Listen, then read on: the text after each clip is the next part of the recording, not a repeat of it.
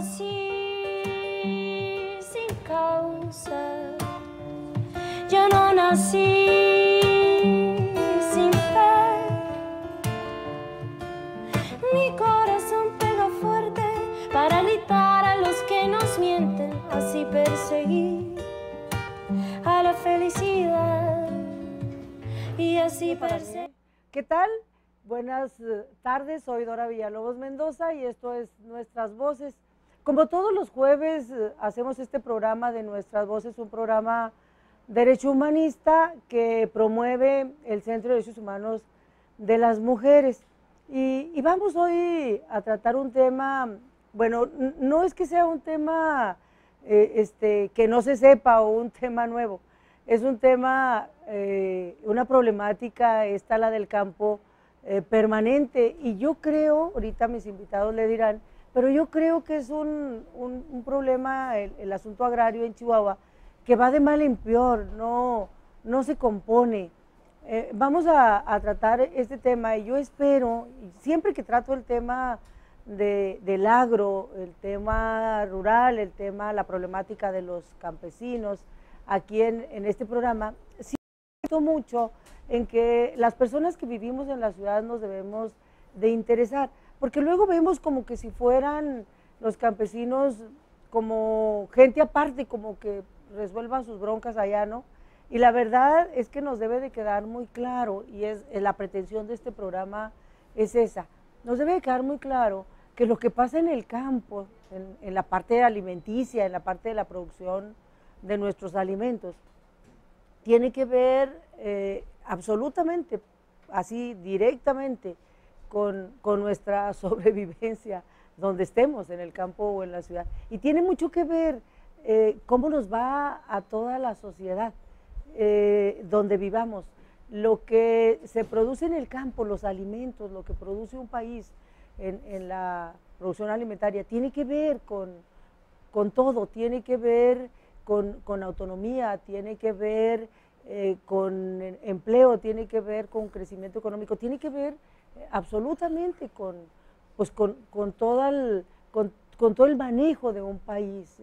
Creo que lo debemos de entender y a veces me parece que no nos queda claro. Y no nos queda claro porque cuando vamos al supermercado, no nos fijamos si compramos manzana mexicana o manzana gringa, o no nos fijamos si compramos frijol gringo o frijol mexicano, no nos damos cuenta que tanto les cuesta producir a los campesinos chihuahuenses, cuánto pagan de luz y cómo le hacen con el agua, etcétera. Bueno, pues de eso se trata. La idea de hacer este programa es que usted le entienda a cómo está la problemática del campo en Chihuahua.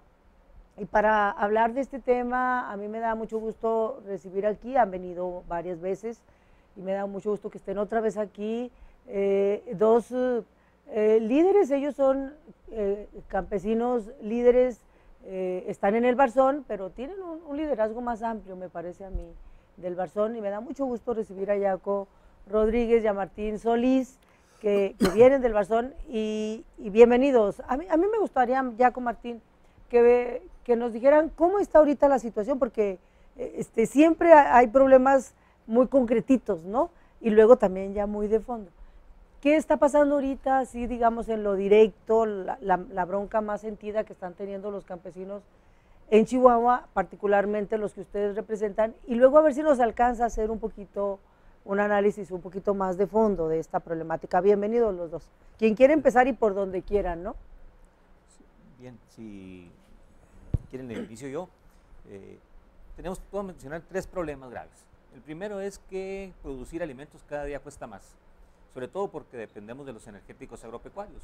Traemos un problema fuerte de un incremento del 25 al 30% en los costos de producción, sobre todo por el incremento de los energéticos agropecuarios, fertilizantes, agroquímicos, semillas, lo que tiene que ver con la energía eléctrica, el diésel agropecuario. Entonces tenemos un incremento que se ve reflejado por 2 asuntos importantes, que es la devaluación del peso ante el dólar, devaluación del 25% que hemos tenido en los últimos meses. Porque se importan Porque se estos importan, no insumos. lo estamos produciendo, como país O sea, no producimos tenemos que importar fertilizantes, semillas, agroquímicos, diésel agropecuario, lo están refinando en Estados Unidos con petróleo mexicano y luego lo traemos, la propia gasolina, ¿no? Es un primer problema, el costo para producir alimentos. El segundo problema que tenemos es el precio que recibimos los productores o que reciben los productores por sus alimentos. Es decir, hay un estancamiento en el precio, por ejemplo, de la leche, del maíz, del frijol. No hay un incremento que se refleje en el bolsillo de los productores. Curiosamente, a los consumidores les llega más caro cada día. La leche, el queso, el pan, la tortilla, sigue incrementándose en la mesa de los mexicanos, de los consumidores. Y el tercer problema que tenemos es que, particularmente en el norte, estamos afectados por el tema de cambio climático. Cada día hay agotamiento de los mantos acuíferos, cada día hay un uso más irresponsable de la energía eléctrica, tenemos impactos del clima. Este año tuvimos la sequía, este año traemos 24 días sin lluvia, en el periodo más crítico de la floración del frijol, en el periodo más crítico de la maduración del maíz, más crítico en la producción de hortalizas, y que, bueno, afectó la producción por hectárea en este ciclo agrícola. Entonces, esos tres problemas fundamentales tenemos en el campo chihuahuense en este momento. Y esto redunda en un problema serio de claro, sobrevivencia del... Claro, vamos a tener para pagar, o sea, producción. estamos en riesgo en este momento para pagar los escasos créditos que tenemos. Los créditos, ¿cómo trabajan hoy los campesinos? Con proveedores que nos fían la semilla, que nos fían el fertilizante, que nos fían los agroquímicos, y que hoy tenemos un problema serio con ellos para pagarles, ¿sí? Y eso se va a ver reflejado en una menor producción de alimentos y en una escasez de alimentos en el estado. Hay que reconocer que Chihuahua, a pesar de todos estos problemas, sigue siendo el principal productor de maíz amarillo, un tercer productor de de frijol en el país, tercer productor de leche en el país, primer productor de manzana, muchos de los primeros lugares, sin la participación del Estado, sin la participación del gobierno y a costa de los campesinos que han hecho, yo diría que un esfuerzo muy importante en términos de producción, de productividad. A ver si voy yo como entendiendo más o menos y luego podemos entrar un poquito a una parte que a mí me interesa mucho, que es esto que tú dices de la participación del Estado, la participación de gobierno. Ahorita hay tres problemas muy concretitos con causas muy concretitas. Altos costos para producir porque todo se importa y todo el mundo ha sabido esto de que el dólar, siempre decimos es que el dólar subió, no, es que el peso también bajó, es decir, a cualquier persona que necesite ir a comprar a Estados Unidos tendrá que ver que le sale más caro porque el dólar está carísimo, ¿no? Y luego esta segunda parte que a mí me interesa mucho, dice, es que producimos y seguimos vendiendo al mismo precio. Tiene mucho que ver con una competencia desleal, ¿no? En gran medida, es decir, entra producto gringo muy subsidiado, muy barato o más barato y obviamente a la hora de irlo a poner en el súper, la gente simple y sencillamente compra lo más barato, hasta donde, sí es caro, pero compra más barato. Y entonces los productores que les cuesta mucho producir, pues cómo lo dan barato, ¿no? Hay un problema más de fondo, o sea, ¿por qué hay esa diferencia de precios? Bueno, porque nosotros, a partir del Tratado de Libre Comercio, a nosotros nos dejan competir en el mercado internacional, tanto en la producción de maíz, de algodón, de sorgo, de trigo, en todos los productos, chiles, todo se está tomate, importando, todos estamos compitiendo, ¿no? Porque hay un momento en que los tomates mexicanos se van a Estados Unidos, hay un momento en que tomates de Estados Unidos vienen a México. Es un tráfico de mercancías muy fuerte, donde estamos compitiendo. El problema es que las empresas del Estado no compiten. Por ejemplo, no compite Pemex, exacto, no compite Comisión Federal de Electricidad, no compiten los bancos, no compite, o sea, todo lo de los grandes capitales son una hegemonía, tienen ellos un monopolio y establecen precios que son totalmente fuera de la realidad. Por ejemplo, ahorita en el mundo el petróleo está a menos de $50. La gasolina en el mundo está a precios mexicanos como a 7 pesos, entre 5 y 7 pesos en el mundo. Nosotros estamos pagando el doble. El diésel americano de consumo en general está a 7.10, 7.15. El de consumo agrícola todavía tiene otro subsidio, no sé a cómo anda exactamente, pero el diésel mexicano está exageradamente caro. Entonces, son problemas que igual la luz, que se la van acumulando. O sea, electricidad. si tienes un costo adicional de la luz de más del doble de lo que cuesta en Estados Unidos, pero lo tienes también en el diésel, lo tienes en la gasolina y lo tienes en los fertilizantes, entonces ya nosotros no podemos competir porque no podemos ir a comprar diésel a Estados Unidos porque el Estado es el único que tiene la facultad o la prerrogativa de la importación, igual de la gasolina, igual de la energía eléctrica. Un poco diferente en los fertilizantes, donde hay 4 empresas que son las grandes importadoras, ¿eh? Y que tienen al gobierno de rodillas porque no les puede hacer nada, no les aplica la ley de competencia, no les aplica ningún reglamento. Ellos hacen lo que quieren en México y tienen al gobierno de rodillas y a nosotros al borde de la quiebra. Mira, nosotros ahorita estamos en la víspera de una crisis económica en el campo con las bodegas llenas.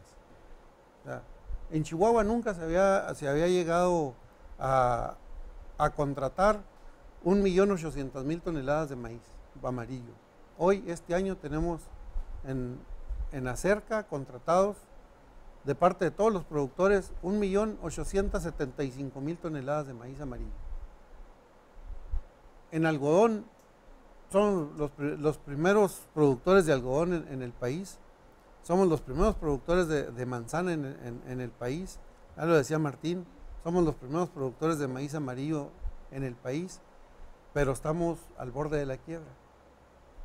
Porque con los precios que traen los productos, el maíz a 3.300 pesos de ingreso objetivo, el algodón a 60 y tantos dólares el quintal,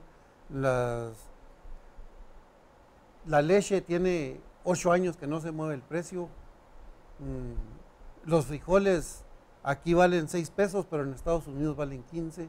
Entonces, el gobierno está prácticamente entregándole a unos cuantos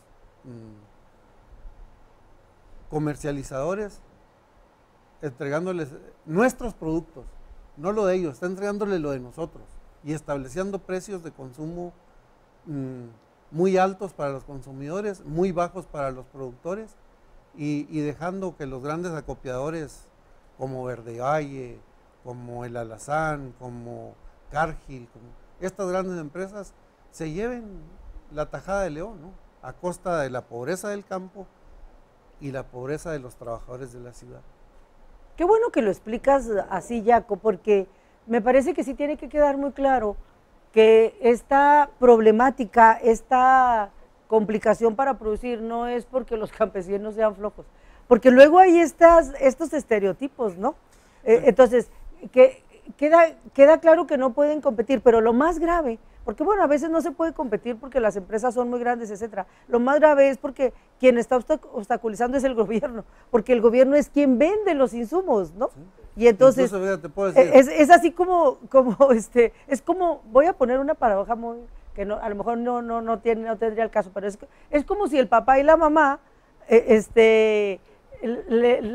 a las criaturas, no les dejaran crecer, es decir, no les enseñan, no te quiero enseñar a propósito a leer porque, o no te quiero a propósito enseñar a escribir, pues porque no quiero que crezcas, no quiero que aprendas, ¿no? El propio gobierno. Puede ser un símil, ¿no? Pero te lo dice Jaco, que produce 1.000 toneladas de maíz. Él siembra 100 hectáreas y te produce 1.000 toneladas de maíz. Yo en este momento estoy produciendo aproximadamente 900 toneladas de chile jalapeño. Y somos de ejidos, de 2 ejidos, uno del Namiquipa y otro en Buenaventura. ¿Sí? Entonces, no son, esa idea de que no producimos, exacto, eso es totalmente falso. Pasamos de 3 toneladas de maíz a andar produciendo 10, 12 toneladas. En el caso de algodón pasamos de 4 pacas, que era el histórico, hasta el año 2000, a andar produciendo 6, 7 pacas por hectárea, ¿no? En Chile ya con cintilla, con GPS, con otra serie de instrumentos técnicos para producir mejor, con sistemas de riego presurizados, con sistemas de riego para usar un uso suficiente del agua, de la energía. Y no somos, pues, ese de que los campesinos no somos flojos, ¿no? Exacto. Producimos a igual que los menonitas, por ejemplo, que también están en crisis. O sea, no somos nada más los de los ejidos, ¿no? Es la pequeña propiedad. Porque el mismo costo de la electricidad todos, y el todo mismo, el sector todo el sector todo el agropecuario. sector agropecuario. Exacto. En el caso de litro de leche, que se paga 5.50 en el mejor de los casos a los productores durante una época del año, porque hay épocas en que ni siquiera compran la leche, se tiene que tirar, y al consumidor le está llegando a 14 pesos, a 15 pesos el litro de leche. En el caso del frijol, lo decía Yaco, ¿no? Hasta 6, 8 pesos al productor, pero en el mercado a 15, 16 pesos. El kilo de maíz, 3 pesos con 30 centavos el kilo, cuando un kilo de tortillas anda entre 11 y 12 pesos, cuando de un kilo de maíz sale 1.6 kilos de tortilla, ¿no? O sea, esa diferencia, ¿quién está ganando con el campo, ¿no? Por un lado, el Estado, que está vendiendo el diésel al doble de como lo adquiere en Estados Unidos, porque ya ni siquiera lo produce aquí, que vende la gasolina casi al doble de como lo adquiere. El Estado, que no controla 4 grandes empresas que importan el fertilizante. En este momento anda a mitad de precio en Estados Unidos el fertilizante, el commodity, o sea, es la información del commodity del Banco Mundial, el precio de fertilizantes en el mundo y cómo se vende aquí, ¿no? Y en el caso de la energía eléctrica, que no se respeta una ley que se hizo en el 2001, la ley de energía para el campo, donde obliga al Estado, mandata al Estado mexicano a tener precios preferenciales a los energéticos agropecuarios, diésel, energía eléctrica, incluido el tema de fertilizantes, y que no se respeta. Este año, los últimos 2 años no se ha presupuestado apoyo, por ejemplo, para el diésel agropecuario. Y se dice fácil, pero bueno, es un subsidio a 80 millones de litros que se consumen anualmente en el estado de Chihuahua, en la parte agropecuaria, en la parte rural. Y bueno, no vemos una política que vaya encaminada a rescatar la ley de energía para el campo, aplicar la ley federal de competencia económica que ya tenemos en este país y que costó mucho tenerla para tratar de evitar el oligopolio y el monopolio en la producción agroalimentaria y en todos los niveles de consumo, no nada más en la parte rural. 100 años llegamos de atraso con los norteamericanos en la ley de competencia económica y ahí no se aplica en la actualidad, ¿no? Entonces es un problema bastante grave que tiene que ver no nada más efectivamente con los productores rurales, sino que tiene que ver con los consumidores cuando llega a la mesa de los mexicanos, ¿no? Sean de Chihuahua o de cualquier parte del país. Otro asunto todavía más grave, cuando revisas el presupuesto, la única propuesta del presidente de la República es bájenle a Zagarpa, o sea, bájenle al campo.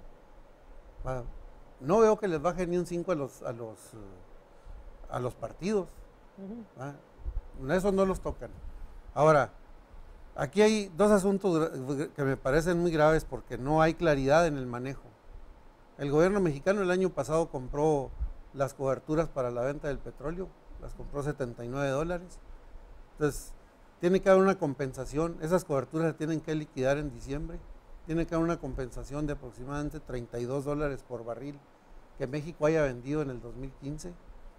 Pero además, tienes la venta de 14 mil millones de dólares que se dieron ahora en estos días para contener la caída del peso, y ese dinero no aparece por ningún lado, en ninguna parte del presupuesto lo es. O sea, ¿dónde está quedando? ¿Por qué dicen que no hay dinero?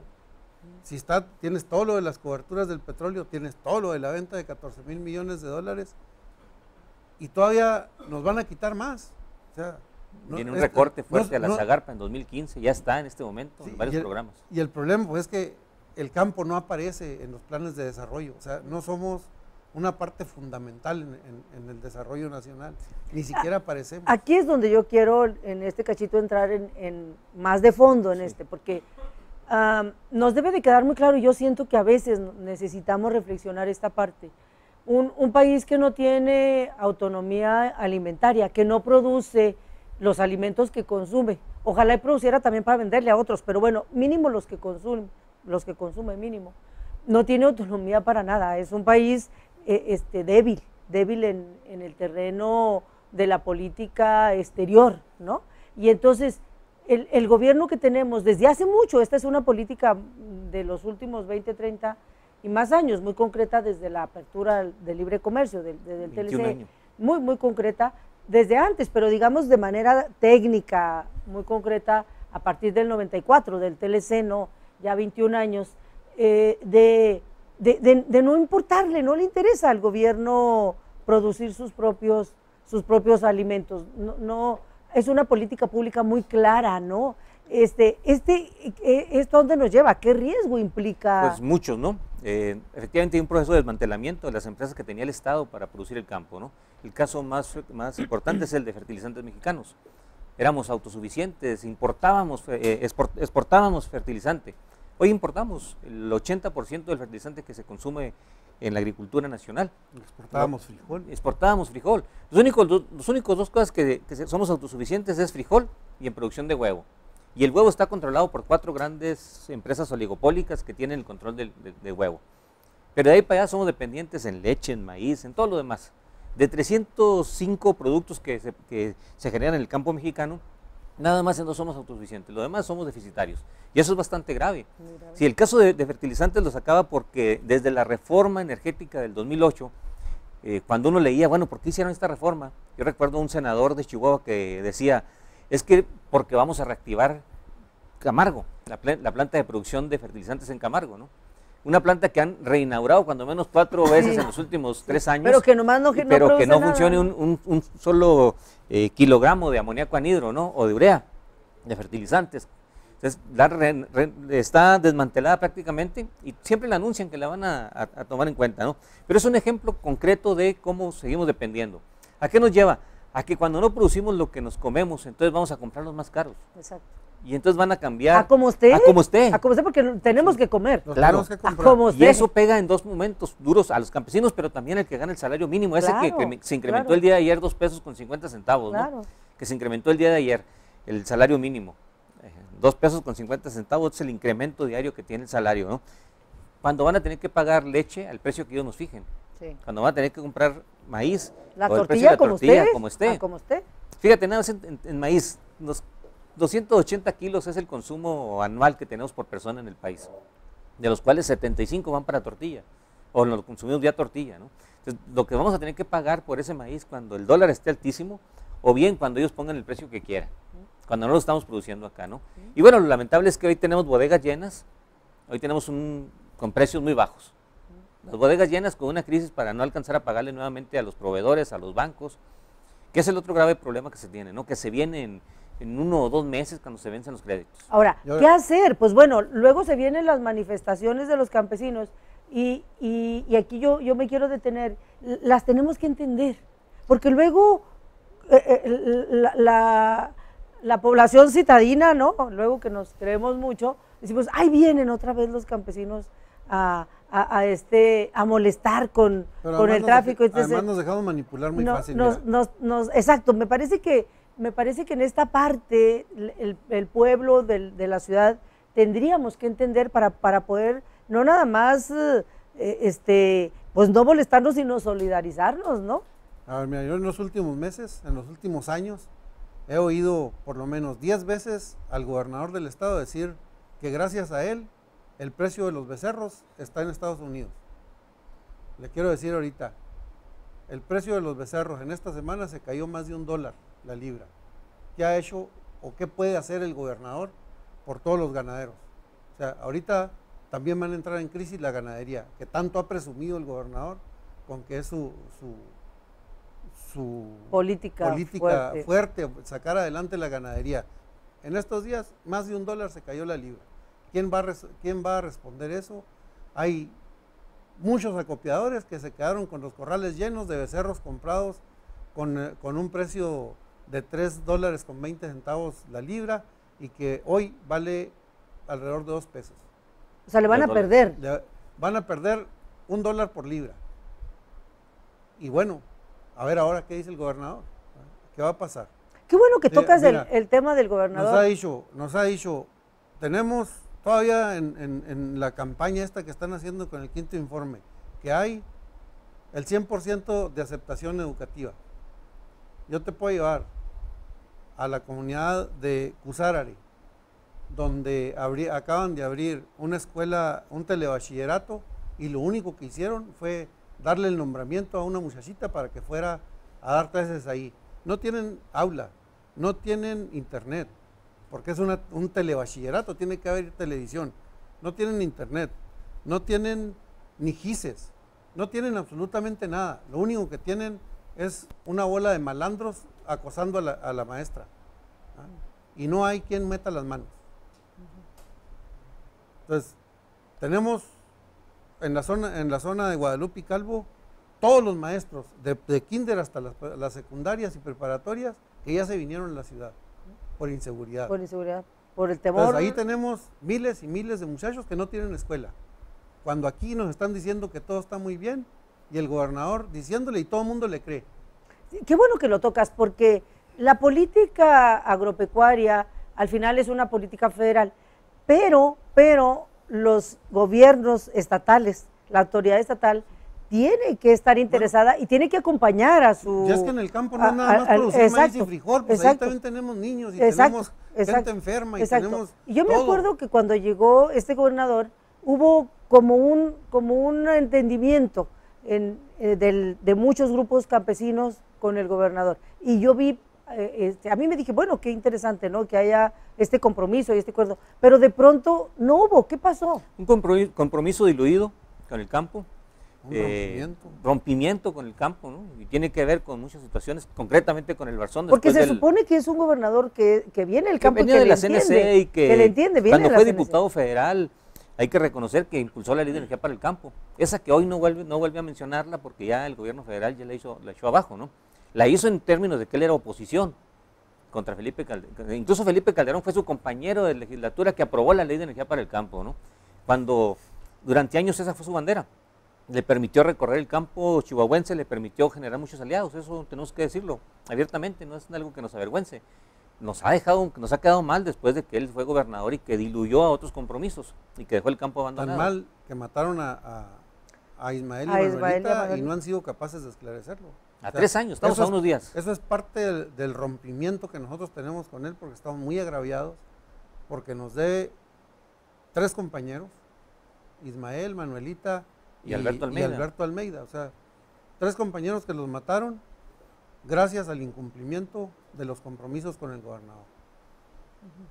Que es la lucha por el agua, que es la lucha en contra de la empresa minera, y bueno, tanto Ismael como Alberto y Manuelita era gente comprometida con el medio rural, ¿no? Que participaban en muchas acciones, acciones de resistencia civil. Tú decías hace un momento, ¿qué hacer? ¿Qué viene? ¿Qué viene? Nosotros en estos momentos empieza la discusión, primero por repartir las comisiones dentro de la Cámara de Diputados Federal, y en los siguientes días ya está la iniciativa de presupuesto, ya la entregó el Ejecutivo a la Cámara de Diputados. El campo viene mal en términos de 15,000 millones de pesos menos para Zagarpa, nos pega en lo duro que es el precio a la comercialización de nuestros productos, y en términos de productividad hay un recorte en 2015 fuerte y hay un recorte más fuerte en 2016. Nosotros tenemos que llamar la atención de los que toman decisiones, y en este momento está la cancha en la Cámara de Diputados y bueno, todavía viene el Ejecutivo en la Secretaría de Hacienda. En los próximos días el Barzón junto con otras organizaciones estaremos en una jornada de lucha en los puentes internacionales en Ciudad Juárez, tratando de visibilizar este tema, ¿no? De apoyo en el campo para apoyar a México, de apoyo en el campo para apoyar la mesa de los mexicanos, de los consumidores. Y en eso vamos a estar, en las siguientes horas vamos a estar en una reunión en Jiménez con productores de todo el estado, planteando algunos temas. Vamos a estar en La Laguna, vamos a estar el fin de semana en Sinaloa con los productores de maíz. Y lo que queremos es que se visibilice el tema del campo, de la situación que padece, para términos presupuestales, para términos de definición de políticas públicas que tienen que ver con los energéticos. Y bueno, aprovecho para comentarte que el día viernes, en el Barzón, en la tarde, inicia una jornada en contra del fracking. Es un evento donde viene gente de Estados Unidos, cuando menos de 3 estados de la Unión Americana, donde viene este problema, viene a compartir su experiencia.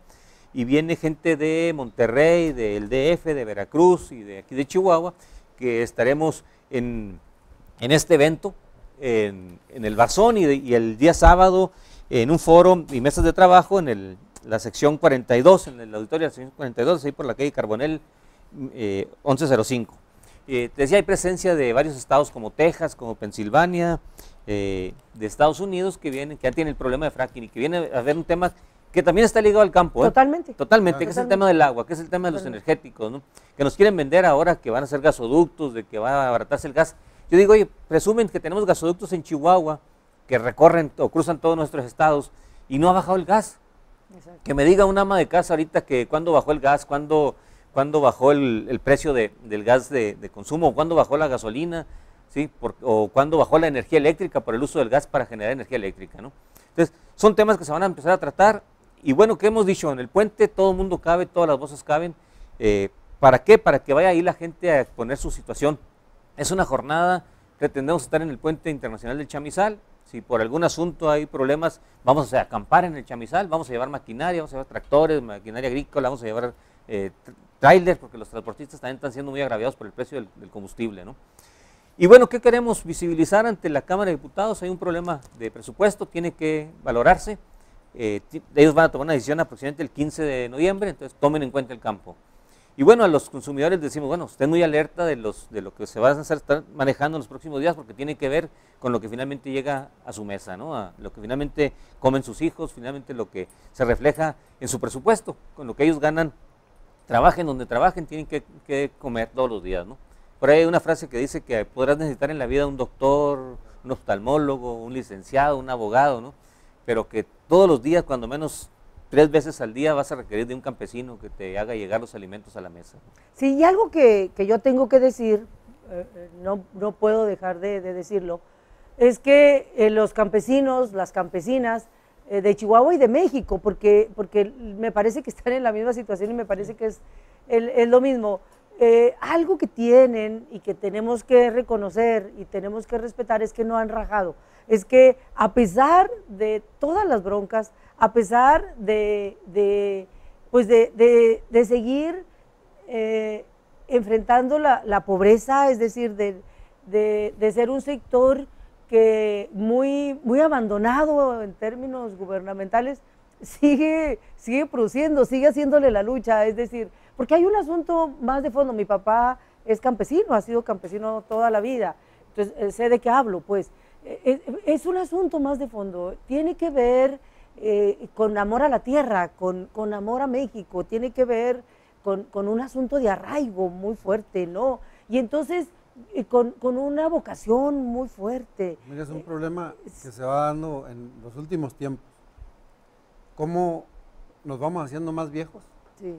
Los jóvenes se van a Estados Unidos y prácticamente el campo vive mucho de las remesas que vienen de Estados Unidos, sí, de nuestros hermanos, nuestros hijos, sí, pero los viejos nos quedamos acá. sí.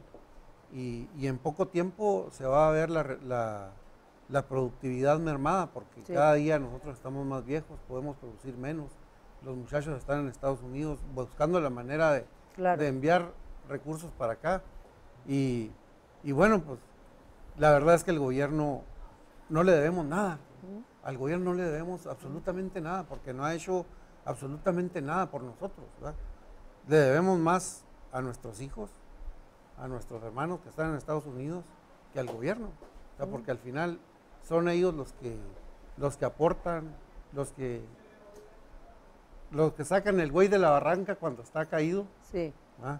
Y bueno, todavía el gobierno presume de que este año han sido las remesas un ingreso importante para el Estado, sin saber que están allá porque aquí no les dimos oportunidad. Exacto. Están allá porque de aquí los obligamos a emigrar. Y el gobierno está muy preocupado por lo que pasa en Siria. ¿Ah? Claro que a nosotros también nos preocupa lo que pasa en Siria, pero también nos preocupa lo que está pasando aquí. Y yo no he escuchado a ningún gobernador y a ningún presidente de la República hablar de la preocupación que pueda tener el Estado de la migración que se da de nuestros mexicanos a Estados Unidos y a cualquier parte del mundo, ¿no? Entonces, esta es otra parte que sufrimos también mucho en el campo. O sea, es un dolor y es un sufrimiento ver a nuestros hijos todos los días salir. Sí, irse sin remedio, ¿no? Sí, pero incluso pueblos enteros. Claro. Por mi rancho en Ojinaga, en la frontera de Ojinaga, pues porque es más fácil irse. Todos los pueblos en la zona rural del municipio de Ojinaga, al norte del municipio, están abandonados, absolutamente, abandonados. Toda la cordillera, Vado de Piedra, Las Conchas, Barrancos de Guadalupe, La Esmeralda, San Antonio, todos estos pueblos que eran agrícolas, que vivían mi agricultura. abuelo levantaba de todo. Todas las familias son pueblos de 50 familias, de 30, de 60, etcétera. Es que no queda ni una sola, porque de ahí es más fácil cruzar el charco. Y no había de otra. No es que se quisieran ir. Yo todavía, perdón, platico con mis tíos ya de 70, de 80 años que se tuvieron que ir y todavía están en la nostalgia de poder regresar. Sí. Recientemente, sí, claro.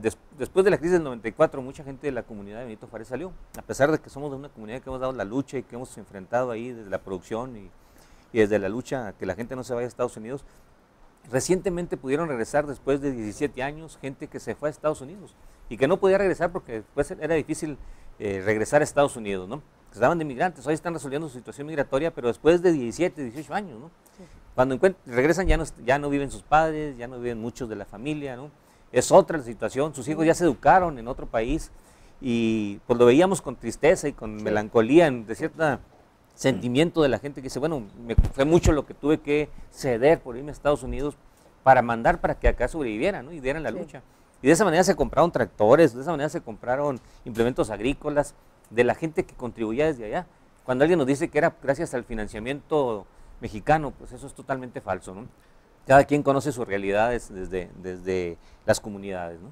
Sí, y esta situación, yo por eso insisto, la gente citadina, porque el programa llega a la gente que vive aquí en la ciudad, claro. Entonces me parece que de quienes vivimos acá, y yo creo que la mayoría, porque al final de cuentas, como la política pública ha sido para que la zona rural se despoble y se vaya acabando y se vengan a las ciudades, entonces yo creo que la mayoría de las familias, me atrevo a decir que casi todas las familias tenemos origen rural. La gente que vivimos en la ciudad de Chihuahua, la gran mayoría tenemos origen. Nuestros papás, nuestros abuelos vienen de algún rancho, vienen de Nada más te doy un dato, ¿no? Ahora de ese asunto, ¿no?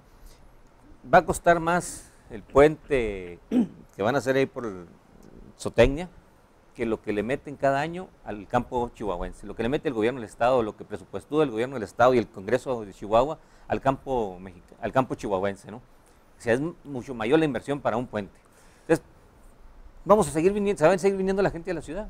Se va a seguir, ¿por qué? Bueno, porque está abandonándose el campo y eso tiene otros problemas. Tiene que ver con casas, tiene que ver dónde vivir, tiene que ver con agua potable, que es otra contribución del campo que no se ve. Porque tampoco aquí hay mucho trabajo. ¿no? Tampoco hay, ¿no? Entonces, tenemos que salvar el campo chihuahuense y eso tiene que ver con que la gente sea consciente que todos los días come algo que viene del campo y que tiene que apoyarnos en términos de entender nuestra lucha. Sí. En ocasiones, no queremos venir a entorpecer en ocasiones el tráfico, hemos tratado de llegar en horas en que sea menos la afectación a las madres que llevan a sus hijos a la escuela, pero aún así les pedimos comprensión y finalmente estamos luchando también para que cuando lleguen los alimentos al campo lleguen a buen precio, que sean de calidad y que sean buen precio para nosotros, un precio justo, pero un precio justo también para los consumidores. Sí, claro. Fíjate, yo te quiero hacer una revelación que públicamente no se sabe, pero que en estos momentos es interesante que se sepa. Cuando se vino el hambre en la época de la sequía y que empezó a haber una crisis de hambruna en la sierra y que el gobierno salió a repartir comida, nosotros fuimos los que pagamos. O sea, era dinero de nosotros, de los productores de Chihuahua, de los agricultores de Chihuahua. Pusimos 480 millones de pesos. En productos. En dinero. En dinero. Toda la salchicha, toda la leche, todos los frijoles y maíces que se repartieron por parte del gobierno del estado, los pagamos nosotros. Hay actas donde firmamos nosotros las organizaciones, una cesión de derechos de un dinero que conseguimos para nosotros y nosotros lo cedimos a la Tarahumara. Y te explico rápidamente, era el seguro catastrófico que se aplicó en Chihuahua por el tema de sequía que afectó a todos los productores. Entonces lo único que había en ese momento disponible fue una negociación con Zagar para decir aquí 480 millones de pesos, ¿qué hacemos con ellos? Pero el gobierno no dijo. No dijo, es del campo. Es del campo. Sí, dijimos nosotros. Les agradecemos a los campesinos, no es. Privilégiese primero la atención a las comunidades indígenas. Pero fue una propuesta nuestra, no fue del gobierno. Ya. No fue del gobierno, fue una propuesta. Después de una movilización que se llamó la Caravana del Hambre, que fue, dicen que fue la primera movilización social por el tema del cambio climático, fue entre enero y febrero del 2012, y que esa fue la negociación que hicimos en la Secretaría de Gobernación, todavía con el gobierno de Calderón, ¿sí? Y que ese dinero llegó finalmente a las comunidades rurales en Chihuahua, principalmente a las comunidades indígenas, que fue las que se privilegiaron, y una parte de la zona del desierto y de la zona de temporal, pero primero fue a tiendas en las comunidades indígenas. ¿Por qué? Porque no había que comer. Y fue efectivamente un gesto, ¿no? gesto de la solidaridad. Y no es reclamo. Claro. No es reclamo a los tarahumaras, no es reclamo, más bien es O sea, reclamo al gobierno. Es o sea, reivindicar, ¿no? O sea, ¿por qué cuando nos ha necesitado siempre nosotros hemos respondido? Y cuando el campo necesita del gobierno, nada. al campo lo tiran como trapo viejo. ¿Ah? Y tan lo tiran, bueno, que no estamos ahí de manera importante en el presupuesto. Y no hay bronca, nomás que nos digan dónde queda el dinero de las coberturas del petróleo y dónde queda el dinero de la venta de los 14,000 millones de dólares que hicieron. Se nos va el tiempo, yo les agradezco. A mí me parece que tenemos que hacer más programas de acercamiento nosotros puestos a de sumarnos acercamiento a otras compañeras al campo, y compañeros que vengan y jóvenes. Sí, que las personas de la ciudad entiendan la problemática del campo, ¿no? Es que son los mismos líderes, pues nuestros hijos están en Estados Unidos, pues ¿cómo van a venir? Exacto, ¿Ah? exacto. ¿Cómo van a venir? Exacto.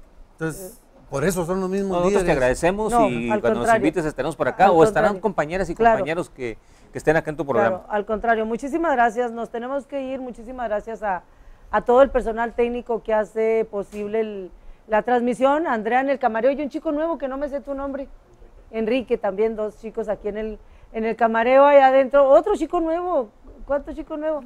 A ver, Carlos, yo no sé si es Carlos o no, Armando, Adrián, ¿cómo se llama este compañero? Fernando. Y sobre todo a Paola Sáenz, que produce este programa del Centro de Derechos Humanos de las Mujeres. Muchísimas gracias y muchísimas gracias a usted también. Hasta la próxima. Yo no nací sin causa, yo no nací sin fe. Mi corazón pega fuerte para gritar a los que nos mienten, así perseguir a la felicidad y así. Mujer, si te han crecido las ideas, de ti van a decir cosas muy feas, que no eres buena, que si tal cosa, que cuando callas eres mucho más hermosa.